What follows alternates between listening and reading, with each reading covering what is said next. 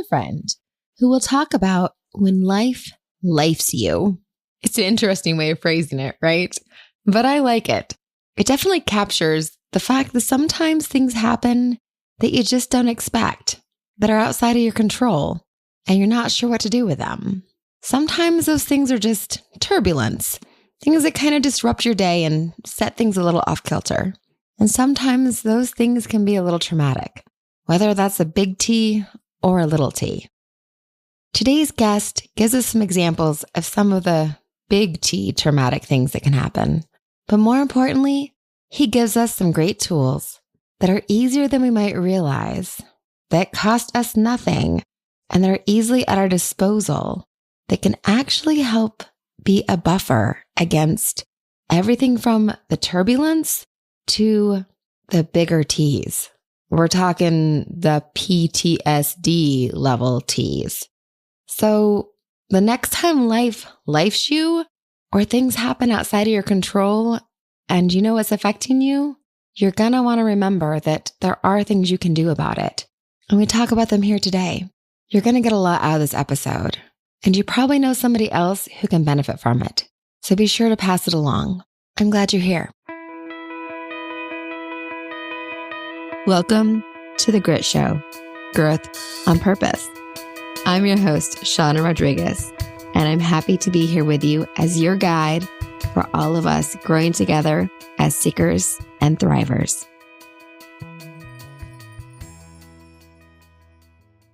Do you know how you can meet people and be instantly drawn to their energy? Dr. Dawson Church is one of those people. You want to listen to what he has to say because of the way that he says it. After listening to him, you aren't at all surprised to learn he's written 3 best-selling books, and he's been part of over 100 scientific studies that have been published in peer-reviewed journals, and he trains other professionals in evidence-based methods such as meditation and EFT, emotional freedom techniques, which we talked about in episode 91 on tapping. He's studied post-traumatic stress and trauma for decades, and with his latest book, he's looking beyond that at what we can achieve above and beyond, and despite experiencing trauma and extreme stress. His perspective is in perfect alignment with everyone who's listening right now and what we seek to learn about here on The Grit Show. Welcome, Dawson. I am so grateful to have you and to be having this conversation with you today. Shauna, it's a huge pleasure to be here. Thank you for having me. Yes, I love that your work has first started with trauma and then elevated to how we can get to this place of not just seeing trauma as it was, but seeing how we can look at our lives in ways to look at the post-traumatic piece of our world to get to a better place. Because on The Grit Show, that's what we're looking at. Is like we've been through the grit, we've got these experiences, and now how can we get to a higher state and get to that place of ease and bliss in our lives? And you have your book, The Bliss Brain, that really looks at that. Can you tell us a little bit more about that book and what led you to write it and to get this perspective out in the world? Yeah, Bliss Brain was written at a very interesting period in my life. I had another best-selling book that sold over 100,000 copies called Mind to Matter, in which I trace the relationship between our thoughts and our external material reality. And it turns out that our thoughts are creating the world around us that we think of as an independent reality. We think it's out there. A ton of it is actually in here in our awareness. Like, as we, for example, get stressed, we make lots of cortisol and adrenaline if we're stressed by things that are going on in real life. If we are stressed by our thoughts, we also make adrenaline and cortisol. So we're literally making molecules with our minds. And then in Mind to Matter, I talk about the ways in which we create molecules and reality outside of our bodies. And we're doing this in all kinds of ways, like I'm drinking water right now. And water, it turns out, everyone knows the molecular formula is H2O, but it turns out that the bonding angle between the hydrogen and oxygen atoms in water changes when water is held, prayed for, or intentionally sent energy to. So people who actually send energy to their water, who pray over their food, for example, are literally changing the bonding angle in the molecular structure of that matter. Plants that are watered with that blessed water, grow stronger, grow faster, grow bigger, and produce more chlorophyll. So there are all kinds of effects like that. And I wrote this best-selling book that talked about all this. And then in 2017, I had this experience that just completely shattered my life in about 2 minutes, which was that our home was destroyed in a wildfire. We woke up in the middle of the night. My wife shook me awake. I looked out the window. There were flames racing toward our house. And I just yelled at her, we're getting out of here right now. Grabbed the car keys, grabbed our phones, sprinted out as trees were exploding around us. It was just a nightmare. And we just barely made it to our car and made it out of there. And it was just a crazy night, a beginning of a crazy few years. And we're driving up through the flames. We're one of the last people to wake up and get out. Many people didn't get out. Many people died. 5,000 homes were destroyed. Huge amounts of loss and devastation all around us. And it just really meant a huge loss for us. And all kinds of bad things happened in the year after the fire, too. So health, money, savings, business, all kinds of things collapsed in that next year. So we found ourselves in this very, very difficult situation in 2018, 2019, but we were meditators. We've been meditating many, many years, and I'd meditate in the morning, and I'd feel wonderful. I remember one week I couldn't make payroll, couldn't pay the people that worked for me.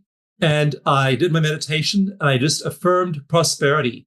Now, it looked nuts to be affirming prosperity and be feeling prosperous when I couldn't make payroll, but I found that meditation and the other stress reduction practices I had gave me the anchor in doing this. So I wrote the book, Bliss Brain, to explain this, that there are neurotransmitters like serotonin and dopamine. There are hormones like oxytocin, and we can have these flooding our bodies and brains in the middle of trauma, in the middle of loss, and we can be feeling totally wonderful. Yes. It's amazing that you can have this buffer that separates you from what's actually happening that you have no control over. You have no control over wildfires. You have no control over these things that are happening. And yet you can have this amazing buffer. That's incredible. So that's what prompted this book, was that realization of how you can still get through those times. I wanted to share it with people because they think, and in fact, people thought of me as one of the happiest people in the world. I was well known for being a really kind of lighthearted person, which I am. And I wanted to share that, hey, it's been challenging for me. I've had other things going on in my life as well. And that if you look at the great mystics, the great human potential leaders of our times, a lot of them didn't have very easy lives. They had really rocky, difficult, hard lives. I mean, Mother Teresa, her early life, and look at, Gandhi and absolute horrendous persecution he faced early in his life. And he was, one man standing up to a whole empire. So a lot of these inspirational figures had really traumatic events in their lives. And what I did about it, I spent about 20 years as an academic researcher researching PTSD. And when the first batch of troops began to come back from Afghanistan and then from Iraq around 2003, 2004, there was a really huge attempt on the part of our society, first of all, to welcome them and integrate them, but then to treat them. And we looked around for effective treatments, and we found that about a third of them were coming back with flashbacks and nightmares and intrusive thoughts and hypervigilance, all the same symptoms as the previous generation of people came back from Vietnam with, and before that, Korea with, and before that, World War II, before that, World War I. So we have this long history of people coming back from war with these symptoms. And so that spurred us as a research community looking into what can we do with PTSD. And now there are such good treatments. Like I pioneered a treatment called EFT, tapping emotional freedom techniques. And we've got it accepted by the Veterans Administration. I'm now training VA personnel to apply EFT with those veterans. We can really take those symptoms and treat them super effectively in under 10 sessions. So we really have begun to figure out how to deal with PTSD. But what the surprising thing was that 2/3 of people coming back from Afghanistan and Iraq had also seen dismembered corpses and suffering civilians and their friends blown to smithereens and all the sights and sounds and horrors of war. Mm-hmm. And they didn't get PTSD. So we asked them, what's happening here? Why do some people spiral down into this cycle that often ends in homelessness and suicide and addiction? But why do 2/3 of people not do that? And the answer is post-traumatic growth. They are resilient. And so we then look at how do you foster resilience? And it turns out there are things you can do. There are things that predispose you to resilience. If you had a reasonable childhood then you're more resilient than if you had an abusive childhood. But there are things you can do, like I mentioned, EFT, that helps. Meditation helps. Meditation makes you resilient. In many studies now that look at the brains of people doing meditation, they actually are strengthening the neural pathways of resilience in their brains. And if they've done that, when they get caught up in a financial crash or a terrible divorce or an economic downturn or a war, they are resilient. We're now training therapists in Ukraine, working with refugees, working with people. We're training people in Palestine and in Israel. We're training people in various hotspots of the world. Mm-hmm. And it's not a hopeless situation. People, even in these horrendous cauldrons of violence, can recover from PTSD and actually experience post-traumatic growth. So that's the really good news here, is that trauma can send you in one of two directions. You can spiral down into PTSD and all the medical problems and all the longevity issues that come along with it. That same trauma, if you handle it with resilience, can actually propel you into that state of bliss brain, into that state of inner growth. So that's the really encouraging take-home message of all this research. Yeah, that there is that possibility for you to actually shift into that post-traumatic growth. And if you are somebody who's had like the PTSD and has had more of the symptoms and more of the challenges, that's something that with treatment that you can then shift with treatment and then with the resilience factors to get more of that result of being able to have more of that growth if you get that help. It's amazing. We can take people with years of PTSD, like we've worked with many Vietnam veterans, and they have had PTSD symptoms, many of them for 40, 50 years or more. And I remember working with one, actually, he was a veteran of the Iraq War. And I asked him about events in the war. And he said, the worst day of my life was when I was given the job of cleaning the uniform of a friend of mine who'd been shot through the head by a sniper. And we had to clean his uniform up to send it back to his parents in the US with the rest of his personal effects. And he said that uniform, after being out in the Iraqi sun for a few days, smelled absolutely horrible.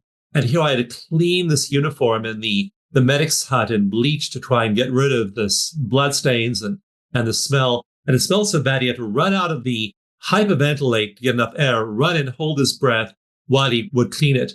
And so again, this tremendous trauma that he called the worst day of his life. But while we were working on this, he was talking about this, he was using this wonderful tapping protocol that's been developed for veterans over the last 40 years or so, where you actually apply pressure to acupuncture points. And what happens on MRI scans is really amazing. So they have these terrible memories, and their emotional brain gets all lit up on the EEG.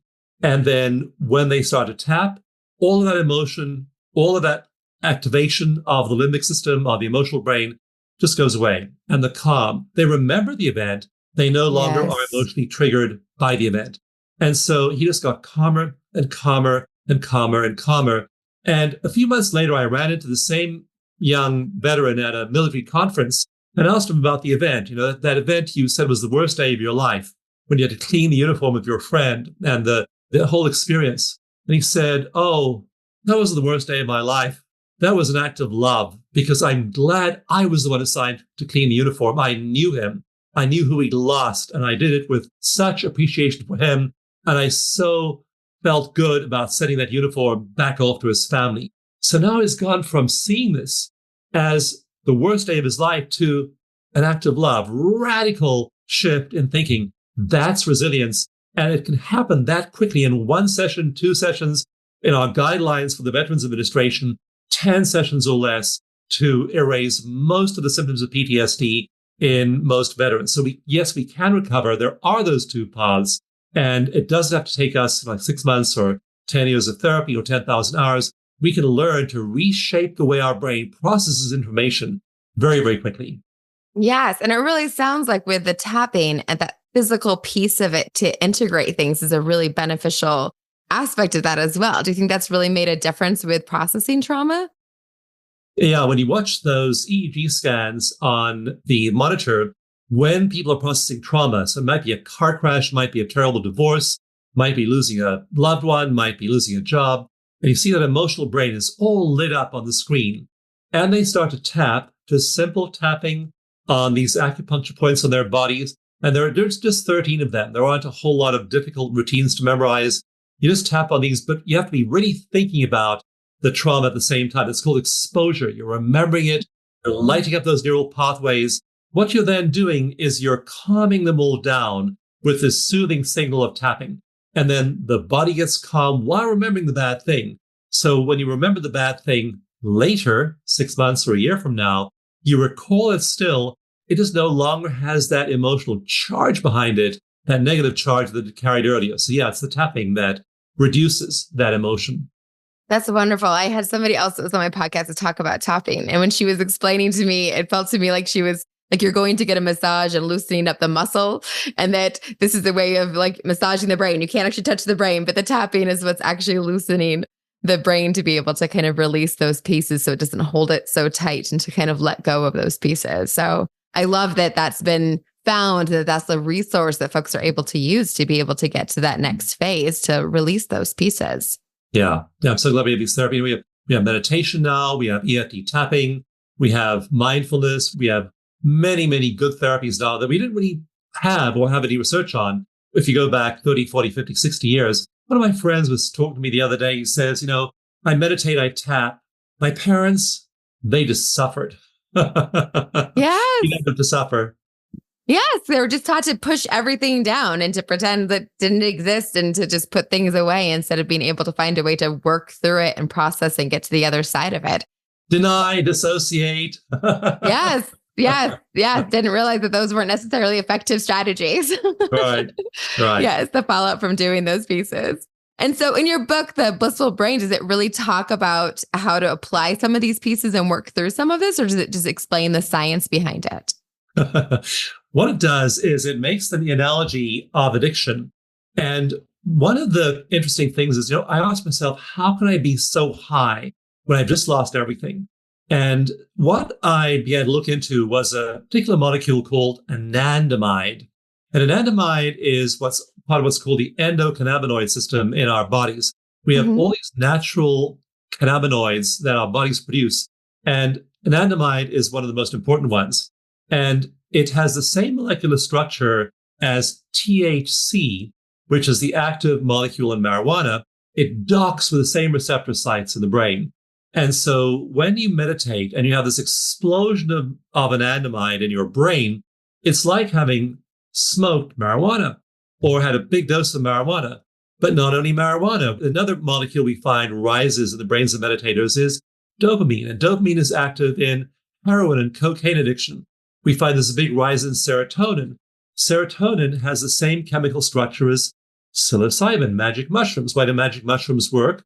They're docking with the serotonin receptors in your brain. And you don't need all these drugs. People think you need all this external pharmacology to affect your brain. In the brains of meditators, dopamine rises up to 65%. We have these endocannabinoid receptors in various parts of the brain, in the heart and the gut. And so you're having these wonderful flushes of pleasure. And you look at some of these mystics. I mean, you look at Ramakrishna, photographs of Ramakrishna from the late 1800s, or look at a painting of St. Francis of Assisi, or look at some of the other, Thomas Merton, some of the modern saints, Gangaji. They look stoned. And I thought, why do they look stoned? It's because they are. They're stoned on their own serotonin and dopamine and anandamide and oxytocin and all these other great drugs.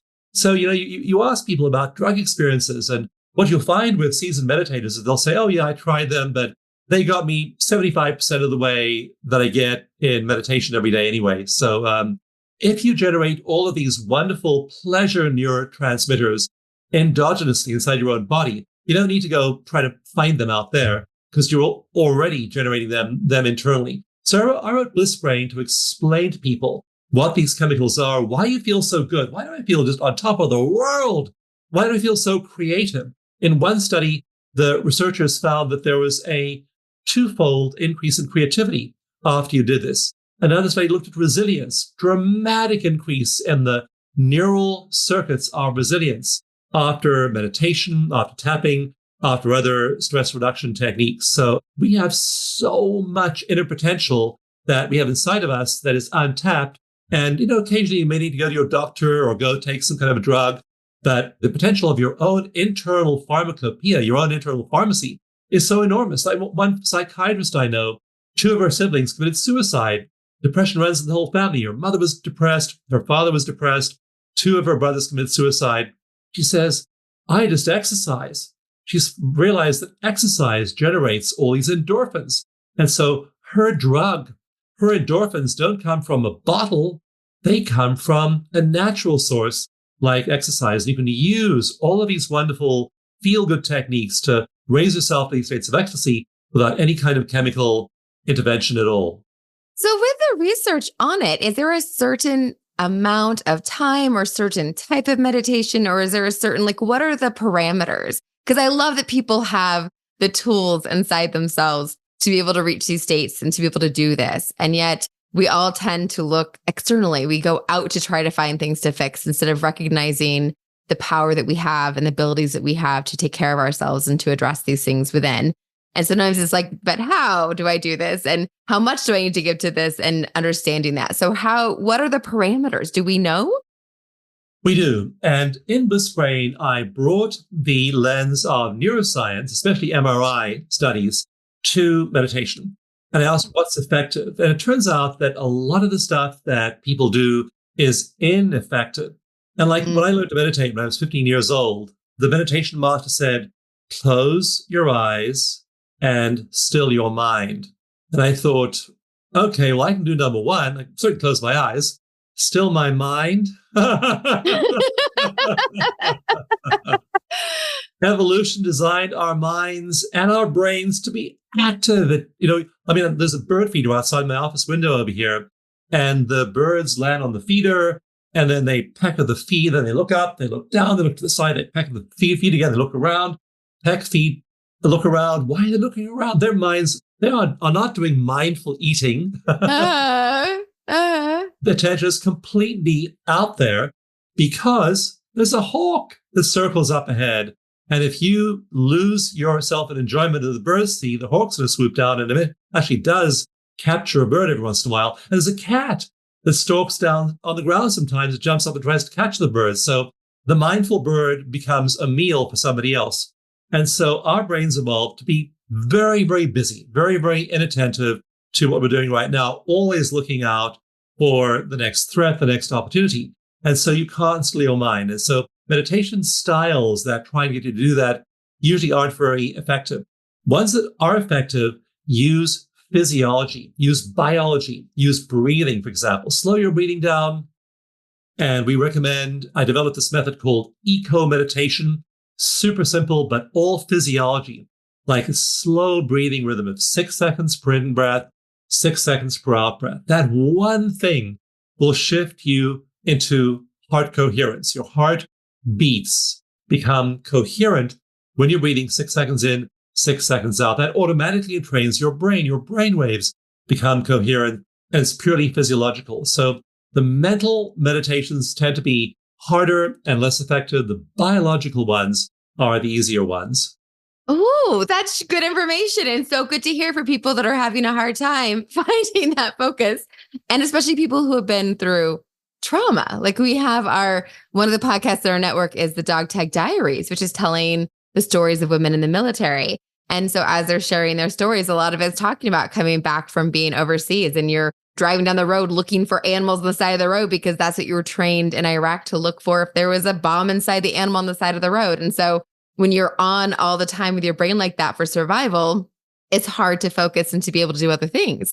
And so you're getting your brain to be able to even survive in your day-to-day when your life is changing for folks that have been in the military, because that's a lot of what you've worked with, is like a big shift. And so once you've gone through traumas, to be able to get your brain to not be so turned on, to not be looking for the hawk in the sky and the cats on the ground for the bird.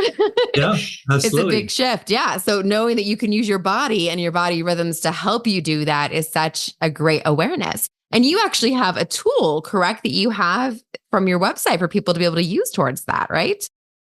Yeah, I developed eco meditation because it was hard for me to meditate, but I could do it if I used physiological tools. So eco meditation is very simple. It takes 5 minutes to do the breathing, relax certain muscles, do certain self-hypnosis, very simple self-hypnosis routines. And so we add these, there are actually 5 or 6 of these evidence-based methods together, which together form eco-meditation. And people just calm down right away. And what I try and encourage them to do is use eco-meditation every day for just 30 days. And our research has shown that if they keep on doing it for even usually much less time, a week, maybe 2 weeks, they get hooked. And why are they hooked? Well, they're getting all this delicious psilocybin/serotonin in their brains. They're getting all this dopamine, heroin and cocaine in their brains. They're getting all Yes. mushrooms are getting THC. They're getting all these wonderful neurochemicals and neurotransmitters. One lady I ran into at a workshop and she said, I took your 30-day challenge. I said, I'm going to meditate every single day. No excuses for 30 days. I said, that's wonderful. And what day are you on right now? She said, I am on day 147. No, and she was still counting. That is amazing. That is amazing. And when you find something that you can integrate that's simple, that works, like that makes such a big difference. Because sometimes people hear meditation and they hear 30 minutes, 60 minutes, and they hear this and they try it once. They're like, okay, this is too much. So they don't keep doing it. Yeah, no, it's worth doing. And the eco-meditation tracks are available free online. They are between 15 and 20 minutes long. We find that's the ideal state. So about 5 minutes to enter that deep state, and then a few minutes in the deep state. But then, Shauna, they always end with grounding, because what happens is people get way out there after a while. I mean, the first time you do it, you'll feel peaceful, you'll feel calm, you'll feel good in your body.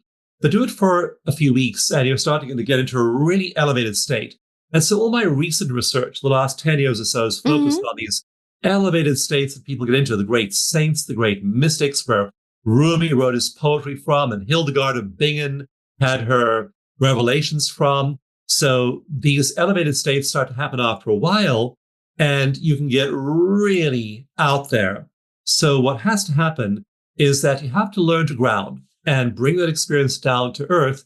If you don't, then you aren't going to be able to be effective in your daily work. So we have people ground in the last 3 minutes of meditation track.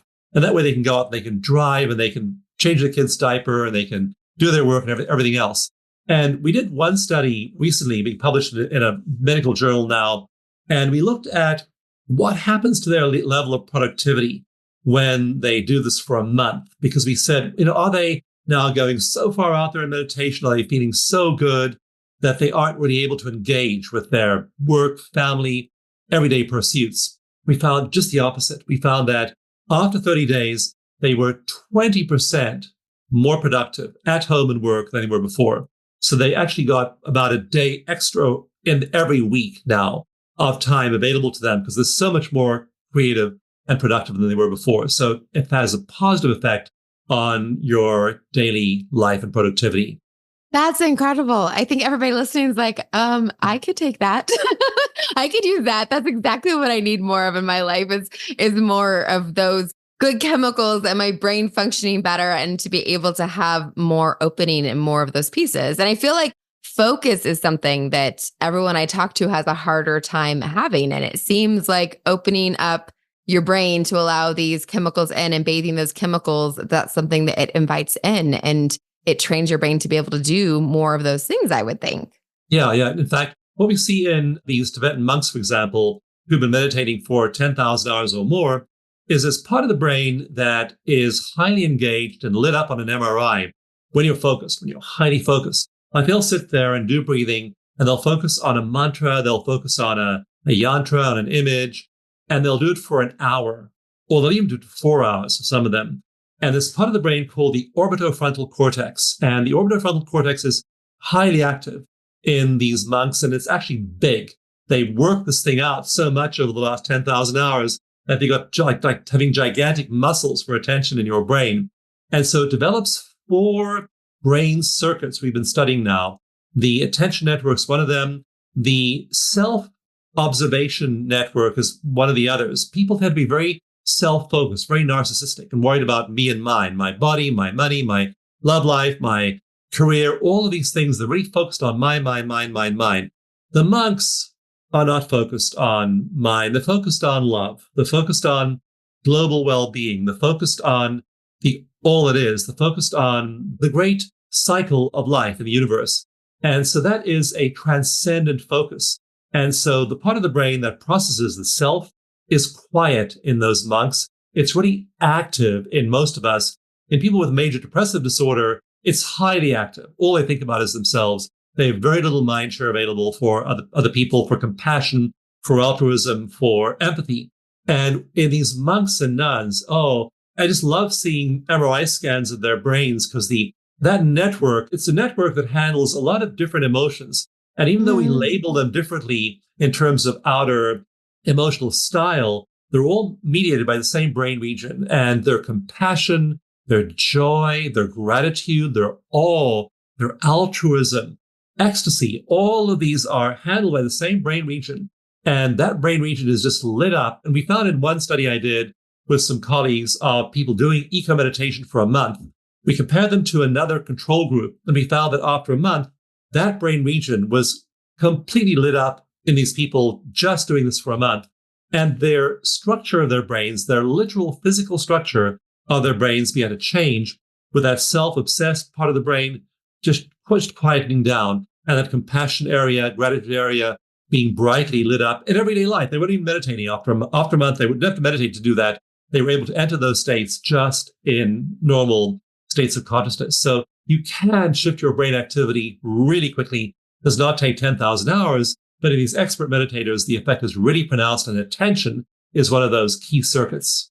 Yeah, so it's easier to measure when someone's been doing it to that extent than for people that are just starting out. So when you went through your experience with the wildfires, were you in a place that you just automatically went to meditation and went to those skills, or was it hard to prioritize it and to integrate that back into your life at a time when you'd lost everything and things are really challenging? The first day was when we were 3 miles away, we knew we were safe. First of all, we drove to my ex-wife's house because we wanted to make sure that she and her family were awake. And they weren't there. We went in through the side door. We can get into their house easily. And no one was there in the house. So I then realized everyone in her neighborhood was sleeping. And so I thought, I need to blow my horn and wake them up because the fire's heading this way. Then I thought, I'm a really polite person. I don't lean on the horn at 2 a.m. in the morning. Nobody in this neighborhood leans on the horn at 2 a.m. in the morning. And I thought, Dawson, get over yourself, lean on the horn. So I just had to blow my horn like crazy. And first of all, one neighbor stumbled out of his bed and showed up and holding his cat, had his pajamas on, and said, there's a fire coming here. And then the whole neighborhood woke up and began to start evacuating. So that neighborhood, the fire never did reach that neighborhood, but everyone did get out. So we then drove to a friend's house about 15, 20 miles away. And we then drove with our friends later on. They were evacuated as well. And so we then drove about 50 miles away to the coast, Northern California coast. And that first day, like we'd done this all during the night, that we spent the first day there, the sunset. It was a weird sunset because there's so much ash in the air. It looked like a blood red sun, this weird colored sun setting over the ocean. And we were really disoriented. We were listening to the news. There was not a lot of news coming out because all of the news transmission facilities had been destroyed. No one knew what was going on. So it was very disorienting. The next morning, though, we woke up and we looked at our phones, and a friend of ours had snuck in past the National Guard and taken a photograph of our house. And it showed a concrete slab, a chimney sticking up, and ashes. And that was it. That was all that was left of the house. The office, we had an office building. It was just a concrete slab, ash on top. And so we realized that everything we had, both in our office and our home, was gone. So we had those images in our mind. But then I said, it's time to meditate right now. So right then, we closed our eyes. And as we did that, we felt ourselves drop back into our bodies. We'd been kind of disembodied, which is dissociation is really useful if you're being beaten or abused or hurt or in a combat zone. Go dissociate. Don't be there. Not really attractive to be there in your body. But once you're done, you need to come back. And so we came back then 48 hours after the fire. And that's when we began to make plans, think about things, what to do next. And so we were able to move into resilience very, very quickly. Did that mean everything got better magically? Well, no, it did not. No. But we had that inner stable practice. And we had that all the way through. So every morning I'd wake up, and I'd been meditating like 25 years every day before that. Once you get into this state, you wake up in the morning and you can't think of anything else. You want your dose of dopamine and serotonin and anandamide. So you got to sit there and you just experience this bliss. And then you, of course, reel yourself in, ground yourself, and then you work. And then usually I work on an intensely creative project, like I'm working on a new book right now. I'll do that kind of work early in the morning when your creativity is at a peak. So you'll see, like if you take one of our eco meditation courses, I'll say, do it in the morning. Start out in the morning. Condition your mind. Condition your day with creativity. Frame your day with positivity. And so you start your day that way. That predisposes you to a much better day. And in our research, we show that if people meditate in the morning, they tend to have a much more flowing, puts you in flow throughout the day. So there's an association between flow states. Like I have a dear friend, Stephen Kotler, who wrote a book called Stealing Fire with Jamie Wheel. In that book, they talk about the flow states. And I write a lot about flow states, and meditation puts you into a flow state. So you move into your work then, and you'll still have issues and problems and conflicts and disappointments, but you're in flow. And those people in flow, that previous research, are twice as creative. So you have all these inner imaginal resources to bring to bear on those problems, and you become much more productive. And again, your life is much better. Is it perfect? I wish I could promise it is, but Sean, I think we don't ever quite get there. Yes. No, that's really important for people to realize, because I think that a lot of times folks are looking for a magic bullet, or they see other people and their experiences and think that it's a magic bullet, but life is really great. And I really try to do that balance on my podcast of making it clear that life happens and things happen, and how you approach it and your perspective is such an important thing to bring to it. But having these tools that you can integrate that build that resilience, that build your ability to cope with things when they happen, is what you can do. And you can definitely set yourself up for opportunity and for things and have these perspectives and do that for yourself. But life happens, wildfires happen, wars happen, things happen, and you really can't prevent them. I know that in my life, I've been shocked at some of the things that come out of left field, unexpected. Yeah. But the best you can do is to build practices and have tools in your toolbox to kind of help yourself be able to roll with those things and do what's best for you. And there's a great word from personal growth and psychology for that, which is called agency. You have a sense of agency. You have a sense that I can make a difference in this. So this bad thing happened. The economy went bad, and I'm at the mercy of the economy. My business has gone down the tubes. What do I do? And do you have a sense of agency about that? One of the stories I tell in Bliss Brain is of during COVID, there were a lot of upheavals for various businesses. And one of the things that happened was that all the restaurants got shut down. People weren't allowed to gather in public places. And I remember in the town I was living in back then, there was a favorite pub. And I walked by the pub one day, and there was a sign on the front door of the pub that said, I looked in the window and the chairs were all up on the tables. The pub had been closed for a couple of months. And they said, we decided to shut our doors for good. It's been a wonderful 31 years, but we've made it through 2 recessions. This is too much for us. We're shutting down our business. It's been nice knowing you. That was just sad to read that note. This person, just shut down the business for good when faced with the economic cataclysm of having the dining rooms closed. But a week or so after that, I was looking for takeout food because my wife and I were getting a little bit sick of our own cooking after a few months of lockdown. So I ordered some barbecue and went to the barbecue place and walked up there, and now their dining rooms also shut down. Tables on top of the chairs, nobody in there. But they had put a table in front of the restaurant main door, and that's where you came, and we all had masks on, and they bagged up your order, and you just picked up your bag and took it with you, paid in, and left. So we got our takeout. And a few months later, because we get barbecue there pretty often, I talked to the owner, and she said, we're doing so well. And she said, we've had to hire all of our wait staff, because the dining room's still closed, as sous chefs, prep cooks, because we're so busy with our takeout barbecue business. And then all the dining rooms were allowed to reopen in 2021, or whatever it was.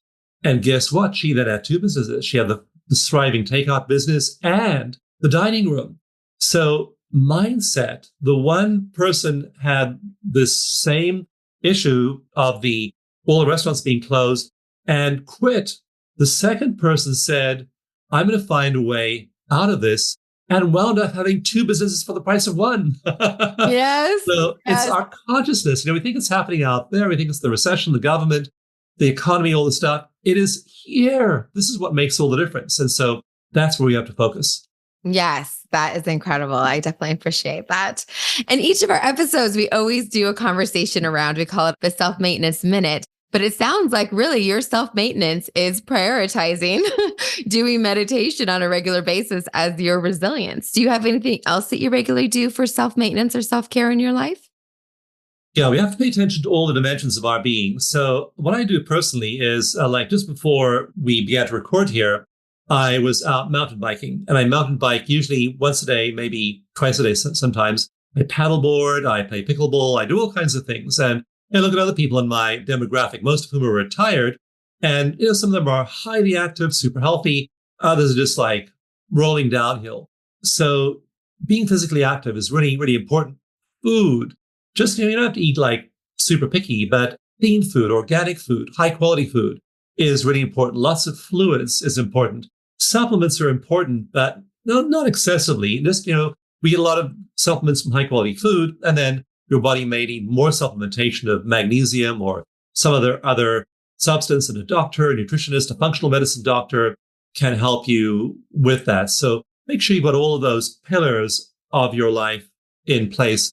Relationships, just seek out people who nurture you. And honestly, I feel a little bit harsh saying this, but I will say it anyway. Avoid people who don't. Avoid people who don't nurture you. Like my wife used to have all these friendships, and she'd lament, oh, I'm not friends with this person anymore. I'd say, well, darling, that was a pretty negative person, and I'm rather glad she's not hanging around anymore. So there are people who, even in your family, if they're family members, you may have to see them once in a while, but, minimize your contact with them. So relationships are so important. Nurture good ones. My wife and I were hugging and kissing the other day, and she was just going out to get groceries. And one of our house guests was like, well, why are you hugging and kissing like you're leaving for a long voyage when all she's doing is going out to the grocery store? It's like, well, I don't know when I'll see her again. Maybe, maybe she'll come back. Maybe she won't. Who knows? So get those hugs and kisses in now while you can. So with our children, our grandchildren, we have a lot of contact like this. And so nurturing, human touch is so important. Even when you're alone, you can do what I'm doing right now. It's called the butterfly hug. We have many certified practitioners on our website, and they'll have you do this, just a little exercise, but it produces profound shifts in your brain, just to give yourself a hug and hold yourself, stroke yourself, or tap on yourself. So human touch, loving yourself, and then hooking up with that transcendent source of life in the universe. The universe is full of love, full of kindness, full of generosity, full of compassion. And when you meditate and hook up with that, your life overflows with it. So you want a life that isn't just a little bit good. You want a life where you're just screaming and yelling with joy and dancing around the room on a daily basis. I mean, hardly a single day goes by when my wife and I don't grab each other sometime during the day and just dance, put on some loud music and dance around the house. Why not? Who says we're not allowed to do that? That is marvelous. You are doing things right, Dawson. You're absolutely doing things right. And I love that you have a partner and your wife that can enjoy that and be at that level with you. That is marvelous. I love everything you just shared. So nurture yourself in all those ways. Yes, it's very, very important because you are the person forming this world for yourself and living this life. And you're the one that can take that agency to be able to make it the life you want to live. And those are the ways that you can enhance it, most definitely. Yes. And they're all under your control. They're all free. I mean, none of this is, it's all just stuff you just choose to do. And you can make that choice, have that agency, and then just do those things. So they're just choices you make. Yes, absolutely. And you did mention, so DawsonGift.com is where folks can go to get that meditation that you mentioned, correct? DawsonGift.com is where you get the free meditation and also the free stress reduction tapping manual. Oh, wonderful. That is very helpful. So they'll have both of those resources from that one website. That is immensely helpful. Where else is the best way? You have a podcast so folks can listen to you on a regular basis as well. Do you want to tell them about that? Yeah, I have a podcast called High Energy Health, where I interview all kinds of people in the health fields. That's a source of inspiration. I also teach both virtually and I also teach in person at places like Omega. We have teachers at Kripalu, Esalen, other teaching institutions. So you can find all of those if you go to dawsongift.com and click on events, and you'll see all of our teachers worldwide, where they are teaching now. So you can take a live class in person or virtually. We also have hundreds of people that are trained as clinical EFT certified practitioners, and they are so good. Just amazing human beings. So you can go there and find our practitioners. And so we recommend you work on self-help for the easy stuff. If you're working on trauma or big life issues, get a practitioner and work with them. But all of that's accessible through dawsongift.com. That's wonderful. So it's great to have one place to go to be able to find the way to all of the other pieces so that everyone can get hooked up and connected to all of that.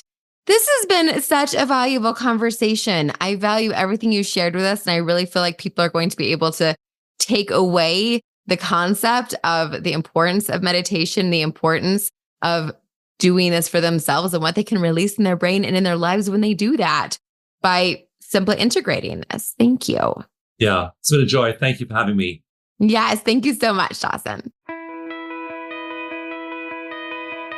Thank you for joining us today. I hope you enjoyed this episode. Be sure to jump on over to Instagram and follow us at the.grit.show. And if you aren't already following Authentic Connections Podcast Network at 37 by 27, you should definitely be doing that as well. Don't forget, you are the only one of you that this world has got, and that means something. I'll be here next Tuesday. I hope you are too.